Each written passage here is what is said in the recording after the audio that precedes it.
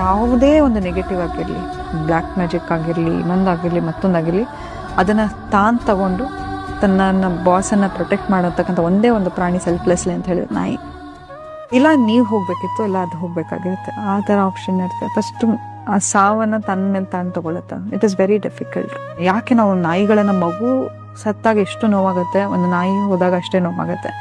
ಯಾಕಂತ ಹೇಳಿದ್ರೆ ಅದು ನಮಗೆ ಸೆಕ್ಯೂರ್ ಅಟ್ಯಾಚ್ಮೆಂಟ್ ಕೊಟ್ಟಿರುತ್ತೆ. ನಮ್ಮ ನ್ಯೂರೋ ಟ್ರಾನ್ಸ್ಮಿಟರ್ಗೆ ಆ ಎಫೆಕ್ಟನ್ನು ಕೊಟ್ಟಿರುತ್ತೆ. ಮನೇಲಿ ಇದ್ದಕ್ಕಿದ್ದಂಗೆ ಗಾಜು ಹೊಡಿಯೋದು ಇದೆಲ್ಲವೂ ಆಗ್ತಾ ಇರುತ್ತೆ. ಎಷ್ಟೋ ಸತಿ ಅವು ತೋರಿಸುತ್ತವೆ ಮನೆ ಎನರ್ಜಿಯನ್ನು ಕಮ್ಯುನಿಕೇಟ್ ಮಾಡುವಾಗ. ಯಾರು ಕಂಡ್ರೆ ಇಷ್ಟ, ಏನಿಷ್ಟ, ತನ್ನ ಬಗ್ಗೆ ತಾನೇನು ಹೇಳ್ಕೊಳ್ಳೋದೇ ಇಲ್ಲ. ನನ್ನ ಪ್ರಾಣಿಗಳು ಯಾವಾಗಲೂ ತನ್ನ ಓನರ್ ಬಗ್ಗೆ ಹೇಳ್ತಾ ಇರ್ತವೆ, ಯಾರನ್ನ ಮಿಸ್ ಮಾಡ್ತೀನಿ ಅಂತ ಹೇಳುತ್ತೆ.